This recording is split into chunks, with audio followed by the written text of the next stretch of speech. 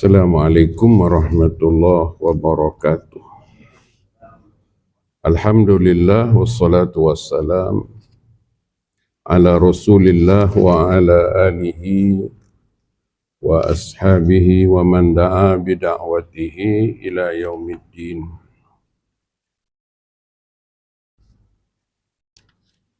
Pengurusi dan jawatan kuasa surau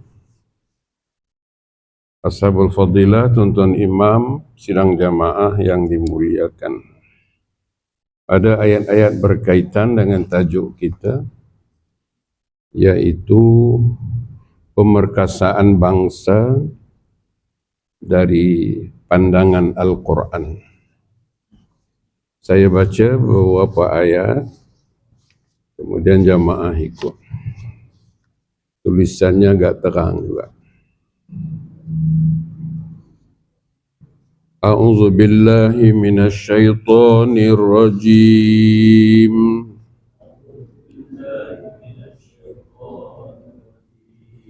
Man kana yuridul izzata falillahil izzatu jami'a.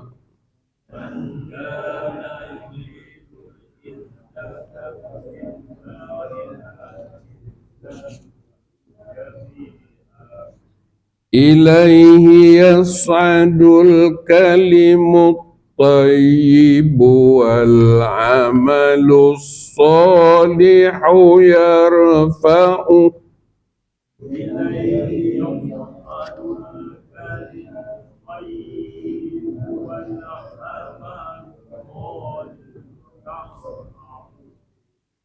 وَالَّذِينَ يَمْكُرُونَ السَّيِّئَاتِ لَهُمْ عَذَابٌ شَدِيدٌ.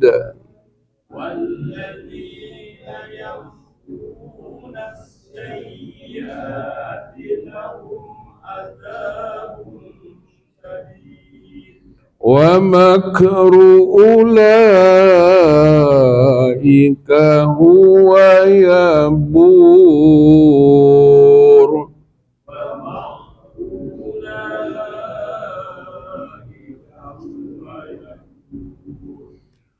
قُلِ اللَّهُمَّ مَالِكَ الْمُلْكِ تُؤْتِي الْمُلْكَ مَنْ تَشَاءُ.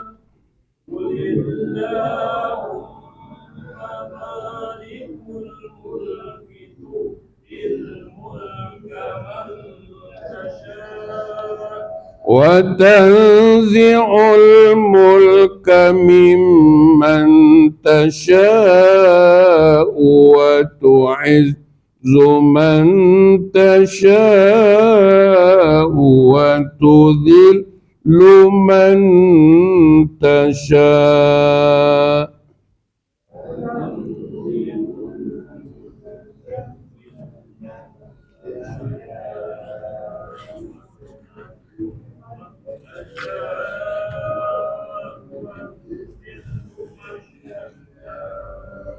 بِيَدِكَ الْخَيْرُ إِنَّكَ عَلَى كُلِّ شَيْءٍ قَدِيرٌ.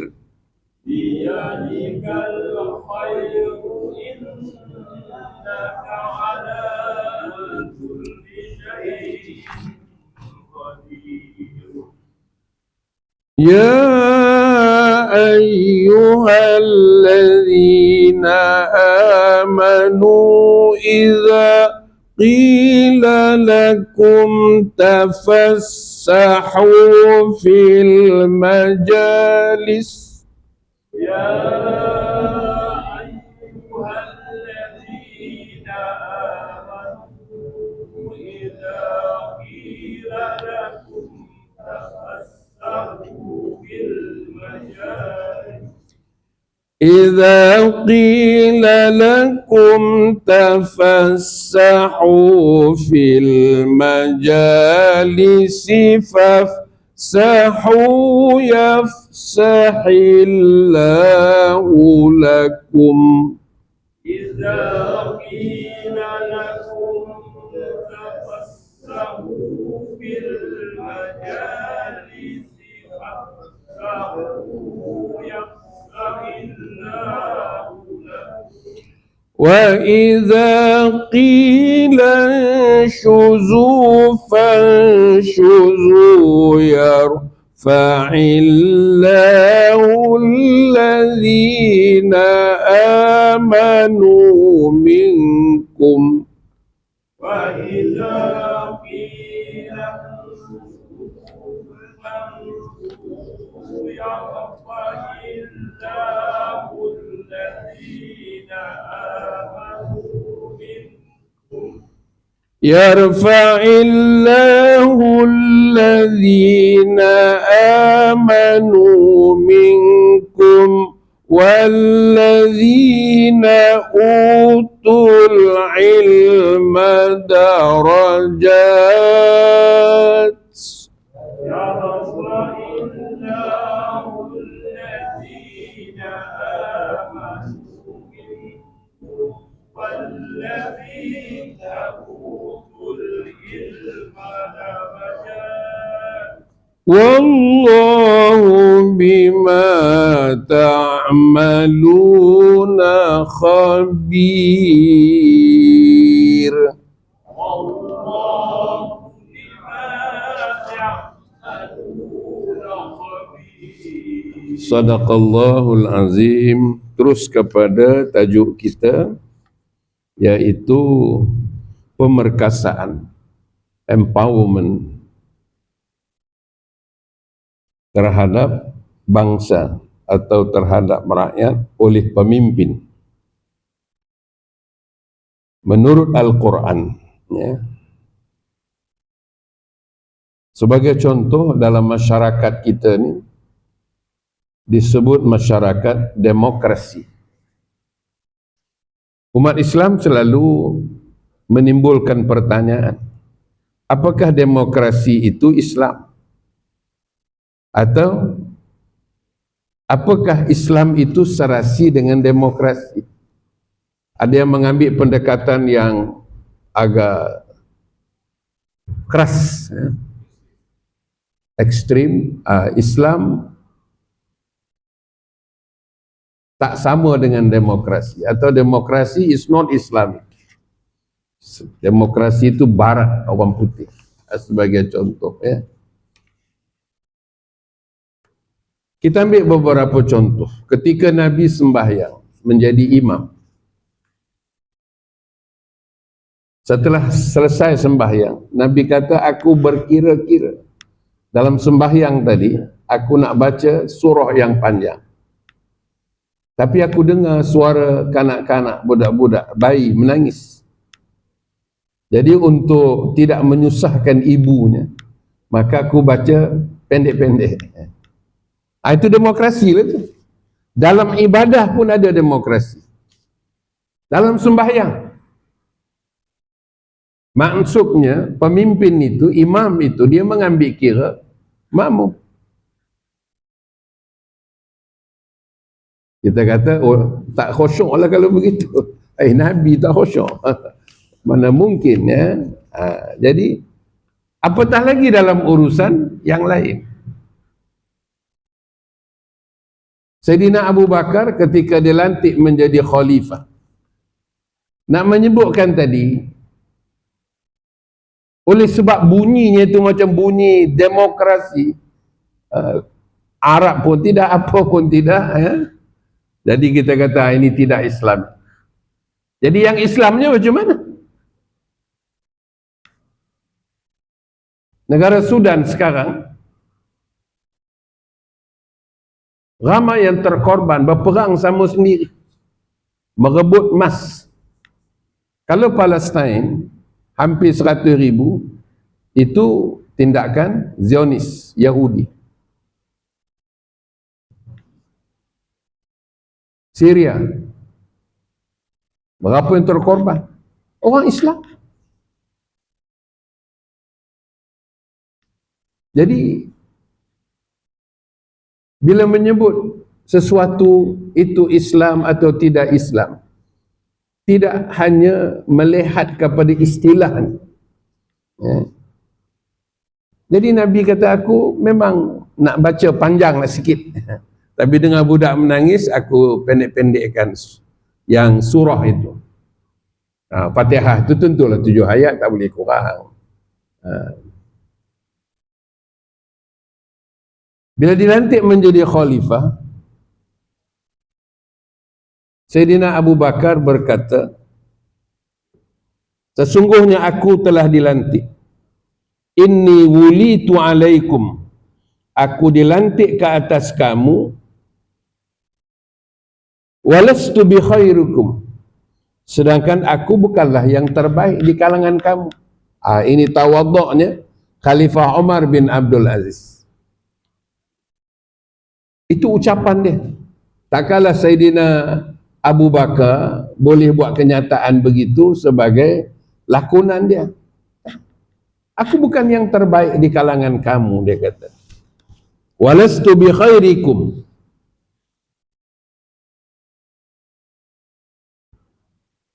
In, jika ra'aitumuni ala haqqin, kalau kamu dapati aku berada di atas landasan kebenaran, fa'ainuni, sokonglah aku, bantulah aku.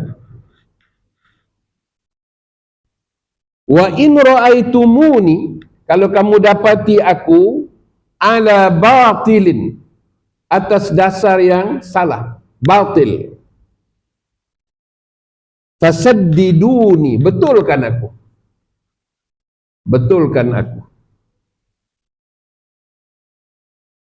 Ini apa? Ucapan apa ni? Itulah demokrasi. Jangan orang Islam kata demokrasi ni begini-begini, faham dia. Apa yang berlaku di parlimen tu, itu sudah demokrasi, dan itu sudah melambangkan apa yang disebut oleh Sayyidina Abu Bakar. Pemimpin dia tidak hanya memikirkan temolok ataupun kekayaan mereka, tapi mereka memikirkan rakyat. Ada yang setuju, ada yang tak setuju, itu biasa. Jadi kata Sayyidina Umar, kalau kamu tengok aku tak betul, tegur. Fasaddiduni, betulkan aku. Kalau aku atas dasar kebenaran, sokong aku. Tapi yang ada apa? Kamu betul ke tak betul ke, semuanya tak betul. Semuanya bangkang. Pasal nama dia pembangkang. Jadi itu yang tidak Islamiknya. Sebab tak boleh dia menyokong kebenaran kerana sikap dia mesti bangkang, oppose.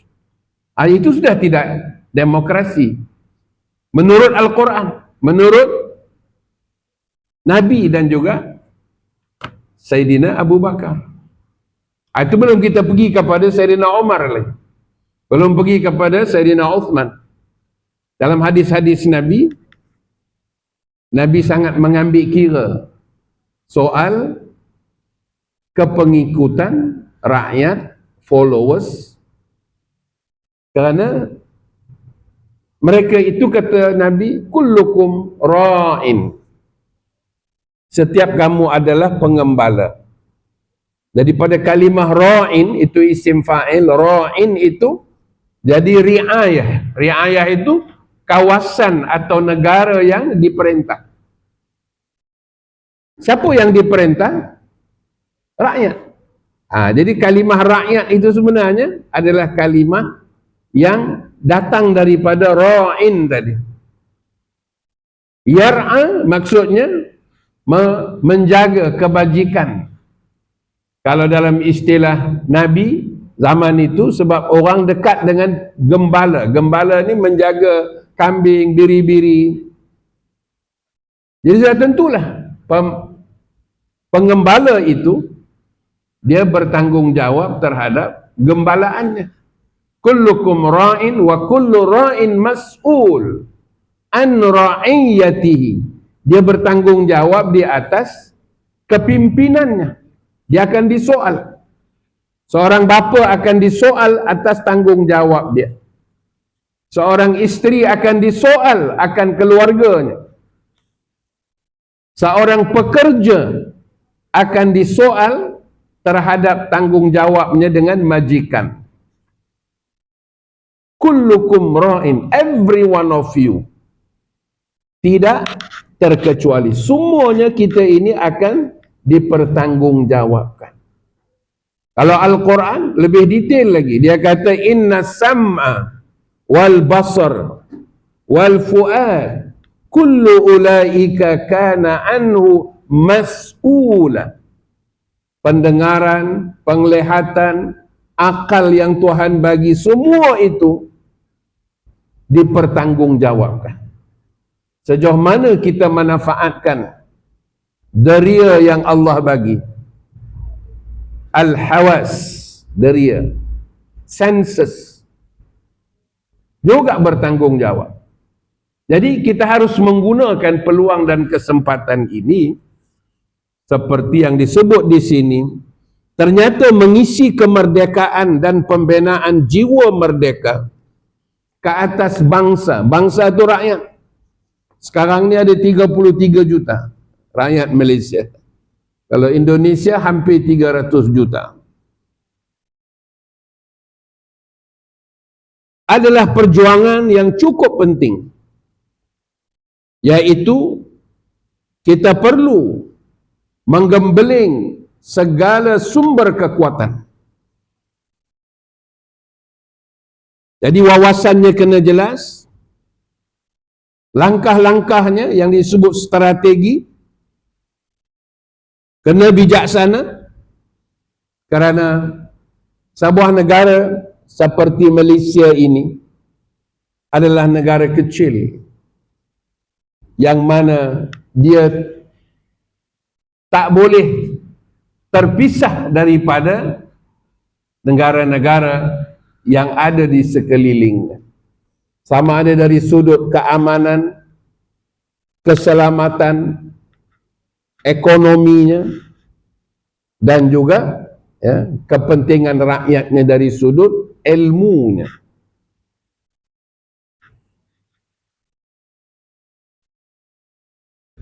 Jadi yang dikatakan empowerment atau power diberi setiap individu itu supaya dia mempunyai kemampuan, supaya dia berdaya. Berdaya. Ini satu perjuangan.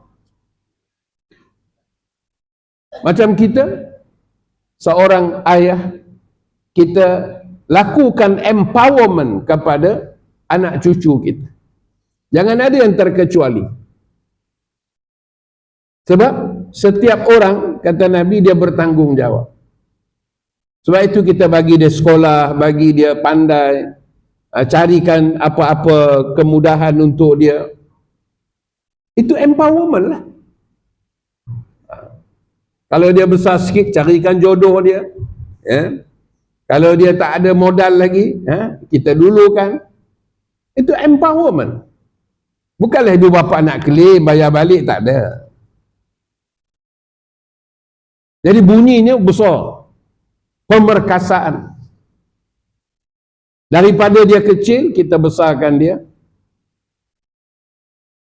dengan ilmunya, dengan kemahirannya, dengan akhlaknya. Jadi wawasan ini kena jelas, supaya tak ada yang tercicir dalam proses empowerment ini. Kerana berapa ramai anak-anak kita, anak-anak muda khususnya, yang tercicir. Mereka ini seperti yang disebut meaninglessness of life. Hidup tanpa matlamat, tanpa tujuan. Mereka tak tahu apa sebenarnya yang mereka nak buat. Berbanding dengan kita dulu. Habis saja SPM tu dah mereka macam-macam. Buat itu, buat ini. Zaman itulah. Tahun 70-an, 60-an itu.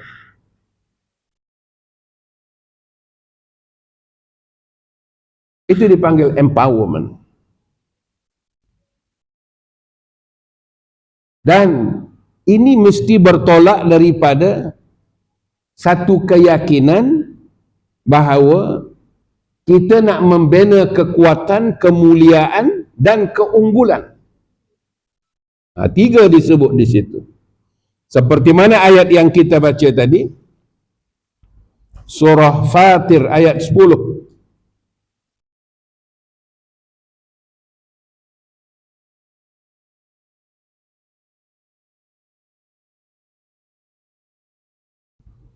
Man kana yuridul izzah, barang siapa yang nak mencari kemuliaan, al-izzah, falillahil izzatu jami'ah, kemuliaan itu semuanya adalah milik Allah Ta'ala.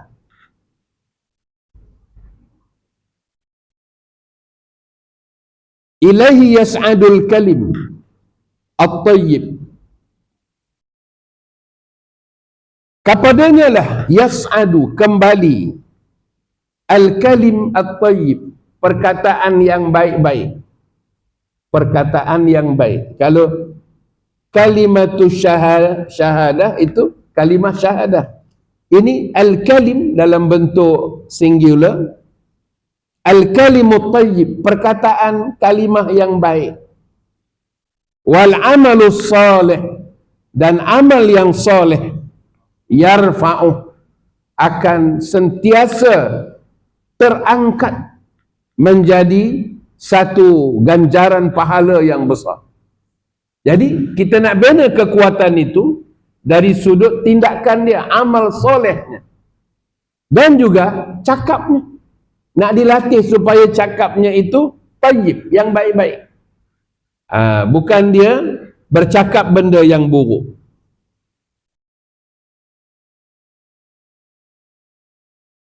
Kerana seseorang itu apabila diangkat oleh Tuhan menjadi pemimpin, Tuhan juga berkuasa untuk menurunkannya. Sebab kerja ni kita lihat itu teknikal manusiawi, no. Nampak zahirnya ialah orang memilih, orang mencadang, orang mencalonkan, orang mengundi, itu proses. Tapi hakikatnya Allah Subhanahu wa Ta'ala. Apa dalilnya? Katakanlah wahai Muhammad, qul Allahumma malikal mulki, wahai Tuhan, engkaulah yang memiliki segala kerajaan. Malikal mulki, tu'til mulka, engkaulah yang memberikan kerajaan itu. Man tasha, kepada sesiapa yang engkau kehendaki. Wa tanzi'ul mulka, engkaulah yang mencabut kerajaan itu, mimman tasya, dari sesiapa yang engkau kehendaki. Wa tu'izzu, engkaulah yang memuliakan man tasya, sesiapa yang engkau kehendaki. Wa tudhillu, dan engkaulah yang menghinakan sesiapa yang engkau kehendaki. Itu dari segi hakikat. Tapi proses manusia, kalau dia lupa hakikat itu, dia tak boleh buat sesuatu yang berlawanan dengan Allah Ta'ala. Sebab-sebab nak dijatuhkan itu. Contohnya, watanzi'u. Watanzi'u itu daripada kalimah naza'a. Sebut naza'a itu kita tak nampak lagi. Tapi kalau sebut naza', apa maksud naza'? Cabut. Maknanya, sebelum malaikat mencabut nyawa manusia itu, kita berada dalam keadaan naza'. Dari kalimah naza' itulah watanzi'u. Allah mencabut. Watanzi'ul mulka. Kuasa memerintah itu daripada sesiapa yang dikehendaki. Jadi supaya dalam kehidupan ini, bila kita tengok Al-Quran, jangan sampai kita over ataupun terlepas pandang Al-Quran dalam konteks kepimpinan itu. Maka di sini disebut Satu-satunya jalan untuk mendapatkannya hanyalah menerusi agama Allah, yaitu Islam. Hakikat inilah yang dinyatakan oleh Umar ibn Khattab. Selalu dia pesan. Dia kata, kita dulu ni, zaman sebelum Islam, kita dulu, dia kata, adalah sehena-hena manusia. Bayangkan, anak sendiri tanam hidup-hidup. Itu tak hena ke? Dan mereka rasa tak bersalah. Macam-macam. Tawaf di keliling Kaabah itu, tak ada satu urat benang. Hanya ditutup tempat yang sulit itu saja. Itu tawaf keliling Kaabah. Itu zaman jahiliah. Bila ditanya pasal apa? Pasal pakaian kita ni pun kotor. Bagi bersih, bertelanjang. Sebab itu, orang-orang bukan Islam diharamkan sejarahnya masuk ke Mekah itu. Kerana itulah kes itu. Ba'da amihim hadha, kata Tuhan dalam satu ayat Quran, selepas tahun ini tak boleh lagi orang bukan Islam untuk tawaf keliling Kaabah. Bukan menghalang tourism, tak. Tapi amalan mereka itu tawaf keliling Kaabah dengan tidak berpakaian. Sebab itu Tuhan larang. Sejarahnya, sekarang kita ihram, pakai ihram. Kalau bagi laki-laki, Jadi kata Sayyidina Umar, sesungguhnya kita dulu adalah sehena-hena manusia. Allah muliakan kita dengan Islam. Andainya kita mencari kemuliaan selain daripada Islam. Islam di sini bukan hanya pada nama, not only the form but the substance, tetapi isinya. Kalau nama saja tak cukup. Kadang-kadang namanya tidak Islam, tapi dia mengamalkan Islam. Kalau boleh kita tak dua-dua lah. Nescaya Allah akan menghina kita. Ada orang nak cari mulia, pergi ke Jepun, pergi ke Barat, pergi ke lain-lain. Tapi tinggal Al-Quran. Kononnya nak mendapat kemuliaan. Tapi apabila kita kembali kepada Al-Quran, kembali kepada Islam, kerana yang dikatakan madaniyah itu, madani itu adalah Islam. Mengambil ayat-ayat Al-Quran sebagai asas kepada pembentukan masyarakat dan negara kita. Ngapa tak sebut Islam? Ada orang tanya, ngapa tak sebut Islam terus? Negara Islam. Ngapa dia sebut negara madani? Dulu, tuan kita ni pun biasa. Bila dicadangkan istilah pengislaman ilmu, siapa pun tak petikai. Sebab yang mencadangkan itu orang Islam. Dalam satu persidangan di Mekah, mengislamkan ilmu, Islamization of knowledge. Lama setahun, 2 tahun, 3 tahun, timbul satu suara. Kalau nak Islamkan ilmu, kami ni macam mana? Kami ni Buddha, kami ni Hindu, kami ni Kristian. Timbul kemudian. Jadi, bijak pandai, bincang, kita tukar nama. Instead of Islamization, pengislaman ilmu, kita jadikan integration of knowledge. Jadi ilmu bersepadu. Sepadukan. Maka itu yang jadi tahun 80-an itu namanya KBSR, KBSM, kurikulum bersepadu. Asalnya Islam. Tapi kita ni kan masyarakat, ada Hindu, ada Kristian. Jadi kita cari satu istilah yang boleh diterima oleh semua. Yang kalau mereka nak pertikai pun berdasarkan kepada ilmu, bukan sentimen. Kalau ada orang tanya, kalau betul Madani ni nak buat Islam, kenapa tak sebut Islam terus? Sebab Islam itu tidak hanya pada nama. Lebih-lebih lagi dalam konteks kita, maka disebut satu istilah lain yang dicadangkan oleh almarhum Profesor Dr. Taha Jabir. Dia dah meninggal, tapi semasa hayat dia cadangkan istilah ini. Kalau kamu dapat kuasa, dia kata, jangan namakan Islam. Sebab bila nama Islam itu mengundang banyak penentang ataupun musuh. Tapi kalau guna civil society ataupun masyarakat madani, itu dia kata orang menjadi tanda tanya, lepas tu orang baca, orang kaji, tengok. Kerana Madinah itu ada Kristian, ada Yahudi, ada bangsa-bangsa yang berbagai-bagai bangsa. Kalau kita tengok dalam perlembagaan Madinah itu, ada satu klausa, perkara 25, annal yahuda bani auf ummatun ma'al mu'minin. Adapun Yahudi bani Auf, keturunan Auf, adalah ummatun. Ini Nabi yang tulis ni, Nabi yang rangka ni.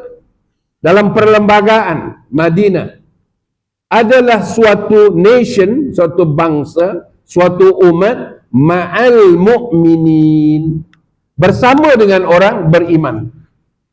Bersama ni maksudnya apa? Dari sudut hak dan tanggungjawab, sama. Kamu Yahudi, tapi kamu kena pertahankan negara Madinah. Dan kamu berhak mendapat apa hak kamu. Dan begitulah yang digariskan oleh Nabi. Semuanya ada 47 pasal.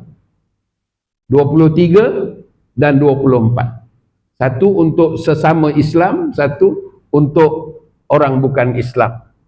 Tanggungjawab mereka terhadap negara. Jadi bila diteliti, tak sebut pun Islam, tapi kontennya yang saya sebut tadi, substannya, isinya itu Islam. Tapi bagi orang awam, dia kata Madinah ni apa ni, macam-macam istilah lain direka. Sebenarnya Madinah itu daripada Madani itu ayat-ayat Madaniyah. Kita nak membentuk satu masyarakat yang bertolak daripada Madinah, keuangannya, ekonominya, bisnesnya, hubungan diplomatiknya berasaskan kepada Al-Quran. Walaupun kita tak baca ayat Quran, tapi masih lagi intisarinya itu Islam. Contoh, sikap kita dengan Arab. Ada seorang pemimpin bukan Islam, dia kata kalau sentuh bab Arab ini, dia kata ini seperti kita ganggu sarang tebuan.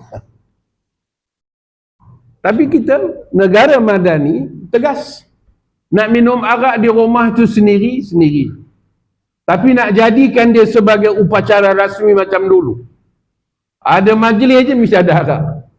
Dalam mes ke, dalam ini ke, dalam majlis-majlis kerakyat, mesti ada arak. Tapi dengan kesedaran yang ada, sejak beberapa puluh tahun yang lalu, kita dah merdeka 68 tahun. Mula-mula dulu memang arak ni minuman rasmi. Majlis kerajaan. Tari menari.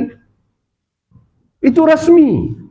Tapi bila dakwah berjalan, proses pengislaman itu berjalan.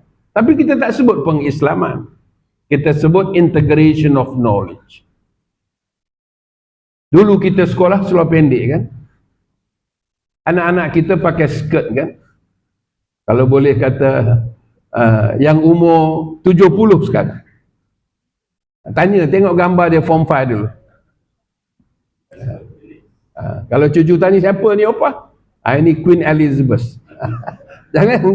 jangan sebut ni lopah dulu, tak payah. Tapi kenapa berubah? Sehingga pakai tudung, umur 4 tahun pergi sekolah pakai tudung. Itu cetusan daripada kesedaran yang timbul. Inilah dia katakan empowerment melalui pendidikan. Dakwah ni biasa di luar lah. Pendidikan tu di sekolah, di universiti. Kalau kita nak mulia, kata Sayyidina Umar ibn Khattab, Allah muliakan kita dengan Islam. Jangan kita rasa hina kita memakai pakaian itu. Walau orang bertikai, kita yang mesti baiknya hati, luar ni bukan begitu, mesti dizahirkan. Dia pun baca hadis, innallah la yanzuru ila suwarikum, sesungguhnya Allah tak menilai kamu berasaskan rupa kamu yang pakai tudung, walakin ila qulubikum, tapi hati kamu. Boleh dia pusing hadis macam tu. Yang penting hati mau baik bah. Ini belum tentu baik, betul. Tapi bila disebut sebagai integrated, sepadu, maknanya no contradiction between belief and practice. Amalan dia pakai tudung, tapi dia pakai itu kerana keyakinan. Keyakinan itu sudah tentu memakan masa. Prosesnya itu. Memang demikianlah, hanya Allah yang berkuasa memuliakan sesiapa yang dikehendaki. Wa tu'izzu man tasha. Jadi sebab itu, bila kita baca wirid-wirid kita dalam sembahyang, ini orang tua-tua kita dulu baca ni. Qulillahumma malikal mulki tu'til mulka man tasha. Jadi kita ambillah kesempatan, masa-masa kita ni, kita tengok apa maksudnya ni. Kita baca suratul mulku, tabarakalladzi biyadihil mulk. Ini al-mulk disebut sini. Tuhan itu malikal mulk, yang memiliki pemerintahan. Walaupun Amerika, walaupun China, walaupun Rusia, itu adalah pemerintahan Allah. Bukan takat di bumi, tapi di langit lagi. Jadi, walaupun kita negara kecil, kita zahirkan takat mana yang kita mampu. Melalui ketua negara, melalui pemimpin. Ada 2 syarat yang disebut untuk mengangkat darjat kita. Bagaimana Allah mengangkat kita? Pertama ialah iman. Yang kedua ialah ilmu. Yarfa'illah, Allah mengangkat kamu, alladzina amanu, orang-orang yang beriman di kalangan kamu. Tuhan tak sebut semuanya, tapi minkum, di kalangan orang beriman ini Allah angkat darjat dia. Yang kedua, walladzina utul ilma, orang yang diberi ilmu akan dia. Orang yang mengaji lah. Iman dan ilmu. Darajat, beberapa tingkat kemuliaan, darjat yang Allah Ta'ala sentiasa yarfa'i. Itu yang kita baca doa, warfa'ni, angkatlah darjat aku. Rabbighfirli warhamni wajburni warfa'ni. Kita berdoa, angkatlah darjat aku, tapi bersyarat. Syaratnya ialah iman dan ilmu. Tapi ilmu saja kalau tak diamalkan, dia tidak juga naik darjat dia. Jadi disebut di sana bahawa apa yang dikatakan Umar ibn Khattab itu adalah fakta. pengalaman generasi silam. Maka kemerdekaan itu bukan hanya ditandai dengan Ogos 31, tetapi ialah usaha pembinaan watak bangsa supaya kita ini ada nilai al-izzah, kemuliaan. Kita perlu mendidik mereka tentang harga diri, jati diri, muru'ah, kehormatan.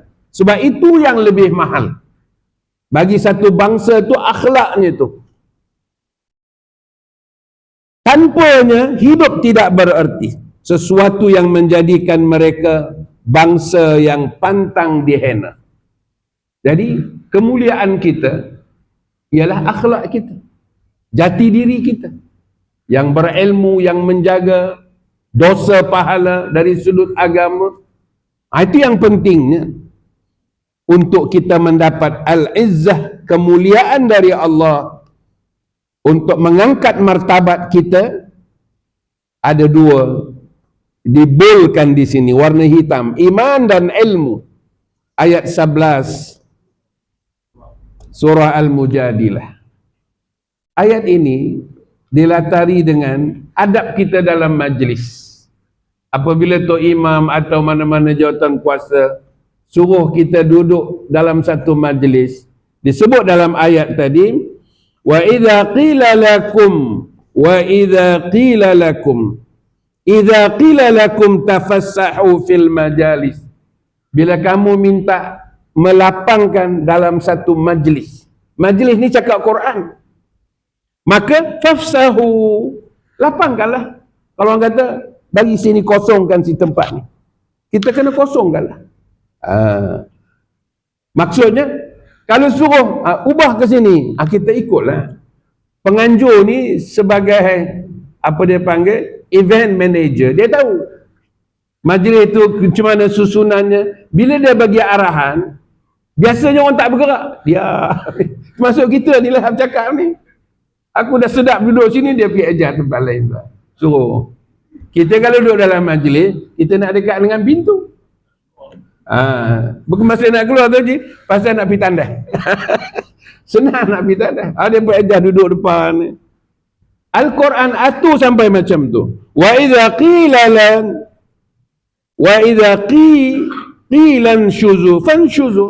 Bila disuruh kamu bangun, bangun. Maknanya kita nak disiplinkan. Itu yang penting, disiplin. Bukan suruh duduk, suruh ubah tempat sebagainya. Itu contoh dalam Quran. Tapi kalau itulah yang diarahkan, kita mesti akur. Barulah nampak tertib dalam satu-satu majlis, tak berselerak dia begitu. Barulah disebut tentang ilmu dan iman. Jadi kita baru habis muka surat pertama. 3 ayat. Jadi yang lain-lain tu, tuan-tuan simpan bahan ini. Kalau tak, kita pun nanti anak cucu kita tengok balik, untuk aku dulu mengaji ni. Simpan. Macam kita buka kitab-kitab lama, dah dimakan anak-anak dah. Ayah aku dulu baca kitab ni. Just a collection, compile, simpan. Ada satu jamaah, dia pesan saya, Ustaz, janganlah buat macam ni Ustaz, sebab orang selit dekat tingkap dah. Dia pun dah meninggal, ya. Tapi saya cuba bawa kitab bagi seorang satu, dah berkelo-kelo pula. Tapi akhirnya mereka boleh terima, tapi lama lah, setahun 2 tahun. Sebab saya kuliah di tempat tu dah 20 tahun. Dia tegur tu 20 tahun yang lalu. Ya. Jadi ada perubahan budaya kita dengan ilmu ni, sebab ini Al-Quran. Jadi kita compile, kita simpan, maknanya rekod kita mengaji. Walaupun sikit, insya-Allah Allah Ta'ala beri keberkatan kepada kita. Allahumma aftah alaina hikmataka wanshur alaina min khazaini rahmatika ya arhamar rahimin. Walhamdulillah rabbil alamin.